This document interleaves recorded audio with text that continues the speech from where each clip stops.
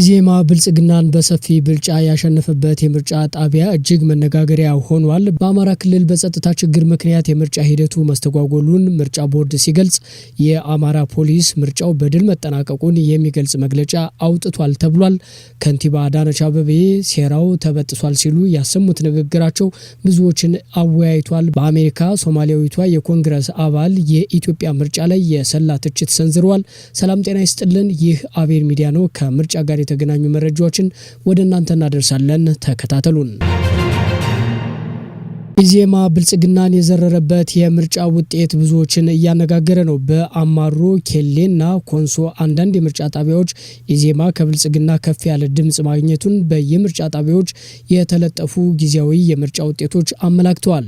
በቡርጂ ምርጫ ጣቢያ አስፈጻሚዎች ራሳቸው በምርጫ ጣቢያ በድምጽ መስጫ ወረቀት ላይ ምልክት እያደረጉ ድምጽ ሲሰጡ ስለተገኙ ያ ምርጫ ጣቢያ ሙሉ በሙሉ እንዲዘጋ ቦርዱ ወስኖ ዘግቷል። ይህን ድርጊት የፈጸሙ አስፈጻሚዎች ላይ በቀጥታ የሚወሰደውን እርምጃ በቀጣይ ያሳውቃል ሲሉ የብሔራዊ ምርጫ ቦርድ ሰብሳቢ ወይዘሮ ሜላትወርቅ ኃይሉ ተናግረዋል።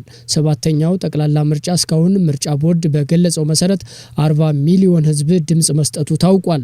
ይህ የተገለጸው የኢትዮጵያ ብሔራዊ ምርጫ ቦርድ ከአንድ ቀን በፊት እኩለ ሌሊት ካለፈ በኋላ በሰጠው መግለጫ ነው።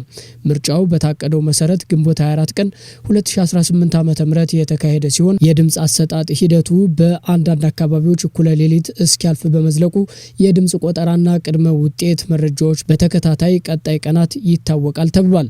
ከአዲስ አበባ የተሰማው መረጃ እንደሚያመላክተው ደግሞ ከምርጫ በኋላ እስከ ጠዋት 4 ሰዓት ተኩል ድምጽ እየቆጠሩ የነበሩ የድምጽ መስጫ ጣቢያዎች መኖራቸው ተጠቁሟል። በአንጻሩ ቆጠራ አጠናቀው ውጤት ለጥፈው የዘጉ መኖራቸውንም ለመረዳት ተችሏል። አዲስ አበባ ላይ ድምጽን ለመስጠት በየምርጫ ጣቢያው የተሰለፈው መራጭ በመብዛቱ የድምጽ አሰጣጡ ሰዓት ከታሰበው አልፎ መራዘሙን የምርጫ ቦርድ አስታውቋል። በሌላ ዜና ምርጫ ቦርድ በአማራ ክልል የጸጥታ ስጋት ምርጫ ሂደቱ ላይ ችግር ፈጥሯል ያለ ሲሆን የአማራ ክልል ፖሊስ መምሪያ ደግሞ በታላቅ ድልና በስኬት ተጠናቋል ሲል መግለጹ እያነጋገረ ይገኛል። የአማራ ክልል ፖሊስ ሂደቱን ታላቅ ድልና ስኬት ሲል የገለጸው ሲሆን ምርጫ ቦርድ በበኩሉ በጸጥታ እክል ምክንያት የተስተጓጎሉና ጨርሶ ያልተከፈቱ ጣቢያዎች መኖራቸውን አስታውቋል። የአማራ ክልል ፖሊስ ዋና ጠቅላይ መምሪያ ባወጣው መግለጫ ሰባተኛው ጠቅላላ ምርጫ በክልሉ በሁሉም አካባቢዎች በከፍተኛ ህዝባዊ ተሳትፎ በሰለጠነ መንገድና በታላቅ የህዝብ ድል መጠናቀቁን አስታውቋል። ህብረተሰቡ ከጠዋቱ 12 ሰዓት ጀምሮ በነቂስ በመውጣትና ረጅም ሰልፎችን በትዕግስት በመጠበቅ ድምጹን መስጠቱን የጠቀሰው መምሪያው ይህም ህዝቡ ለሀገር ግንባታ ያለውን ቁርጠኝነትና የሰለጠነ ዲሞክራሲያዊ ባህል ዳግም ለዓለም ያስመሰከረበት ታሪካዊ ምዕራፍ ነው ብሎታል። ፖሊስ አክሎም የምርጫውን ሂደት ለማደፍረስና ሁከት ለመፍጠር አልመው የተንቀሳቀሱ ህገወጥ አካላትን የጥፋት ሴራ ቀድሞ በተዘጋጀ ስልታዊ የመከላከል እቅድ ሙሉ በሙሉ ማክሸፉን ገልጿል።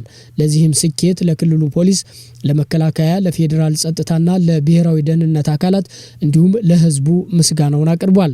በአንጻሩ የኢትዮጵያ ብሔራዊ ምርጫ ቦርድ ከአንድ ቀን በፊት በሰጠው መግለጫ በአማራና በኦሮሚያ ክልሎች በተወሰኑ ቦታዎች የድምጽ መስጠት ሂደቱ ከተጀመረ በኋላ በተከሰተ የጸጥታ ችግር ምክንያት 143 የምርጫ ጣቢያዎች ጨርሶ ሳይከፈቱ መቅረታቸውን ይፋ አድርጎ ነበር። ከዚህ ቀደምም በክልሉ 8 የምርጫ ክልሎች በጸጥታ ምክንያት ምርጫ እንደማይካሄድባቸው ማሳወቁ ይታወሳል።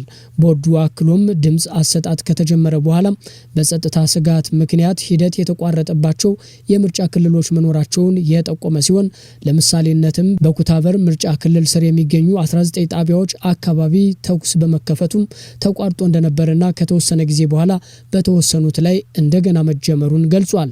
የቦርዱ ዋና ሰብሳቢ ሜላትወርቅ ኃይሉ በጸጥታ ችግር በተከሰተባቸው አካባቢዎች የደረሰውን ውድመት በተመለከተ ምን አይነት ጉዳት እንደደረሰ ወደፊት እንደሚያጣሩ ተናግረዋል። የተለያዩ መረጃዎች እንደሚጠቁሙት በደቡብ ወሎ፣ በሰሜን ወሎና በደቡብ ጎንደር ዞኖች በሚገኙ አንዳንድ የምርጫ ጣቢያዎች አካባቢ በመንግስት የጸጥታ ኃይሎችና በፋኖ ታጣቂዎች መካከል ግጭቶች ተከስተዋል።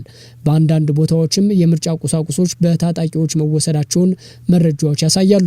በአጠቃላይ የክልሉ የጸጥታ መዋቅር ምርጫው በሰላምና በከፍተኛ ህዝባዊ መነሳሳት መጠናቀቁን እንደ ትልቅ ስኬትና በታሪክ ማህደር የማይረሳ ድል አድርጎ ሲያቀርበው፣ የምርጫ አስፈጻሚው አካል ምርጫ ቦርድ ግን በጸጥታ እክል ምክንያት ሙሉ በሙሉ ሳይሳኩ የቀሩና የተቋረጡ የምርጫ ጣቢያዎች መኖራቸውን በማመን በሂደቱ ላይ የነበሩትን ጉድለቶች በግልጽ አሳይቷል። ከንቲባ አዳነች አቤቤ ሴራው ተበጥሷል ማለታቸው መነጋገሪያ ሆነ። ከሰባተኛው አገራዊ ምርጫ ማግስት ከንቲባ አዳነች አቤቤ ጠቅላይ ሚኒስትር አብይ አህመድን ተከትለው ለፈጣሪ ምስጋናቸውን አቅርበዋል። እንደ አቶ ሽመልስ አብዲሳና ጠቅላይ ሚኒስትሩ ሁሉ ይህን ምርጫ ለማደናቀፍ ባንዳ ያሏቸውን አካላት እክል ለመፍጠር መንቀሳቀሳቸውን ከሰዋል። የእንጦጦ ቀጨኔ የወንዝ ዳርቻ ልማትና የአገልግሎት መስጫዎች በጠቅላይ ሚኒስትሩ አማካኝነት መመረቁን ተከትሎ ነው የአዲስ አበባ ከተማ ከንቲባ ወይዘሮ አዳነች አቤቤ ምስጋናቸውን ለፈጣሪ ያቀረቡት። ከንቲባዋ ከዚህ የምስጋና ልጥፋቸው በኋላ ኢትዮጵያ አሸንፋለች በሚል ርዕስ ምርጫውን በተመለከተ ባጋሩት መልእክታቸው ደግሞ ምርጫውን ለማደናቀፍ የተሸረበው ሴራ መበጣጠሱን ይናገራሉ። የሀገረ መንግስቱን ግንባታ ከዲሞክራሲያዊ ስርዓት አቅጣጫ ውጪ ባንዳ ጥምረት ፈጥረው በአመጽና በኃይል ሀገራችንን ወደ ጥፋት መንገድ ለመክተት ያሴሩትን ደባ ህዝቡ በዲሞክራሲያዊ ምርጫ እምቢተኝነቱንና ለሀገር ያለውን ጽኑ ፍቅር በተግባር በማሳየት አክሽፎታል በማለት ሀሳባቸውን አጋርተዋል።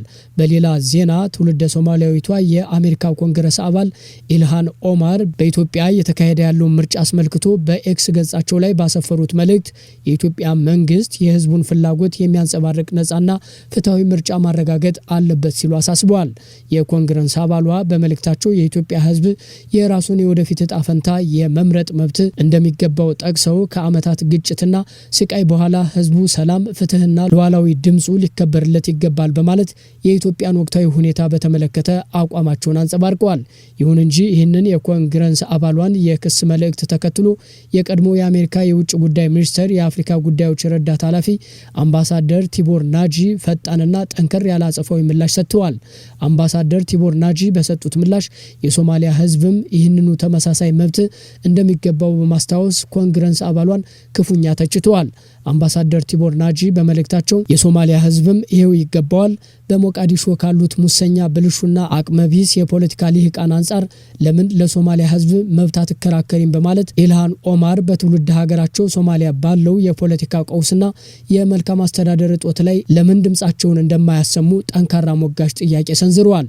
ይህ የሁለቱ ታዋቂ የፖለቲካ ሰዎች የቃላት ልውውጥ በኢትዮጵያ ምርጫ ዙሪያ የሚሰጡ አስተያየቶች እንዴት ከቀጠናዊ የፖለቲካ ፍላጎቶችና የሌሎች ሀገራት ጉዳዮች ጋር እንደሚነጻጸሩ ትኩረት የሳበ ክስተት ሆኗል ተብሏል። ተመልካቾች ለዛሬ ያዝናቸው የአቤል ሚዲያ መረጃዎች እነዚህን ይመስሉ ነበር። አብራችሁን ስለቆያችሁ እናመሰግናለን። በያላችሁበት ጥሩ ጊዜ ተመኘን። ሰላም።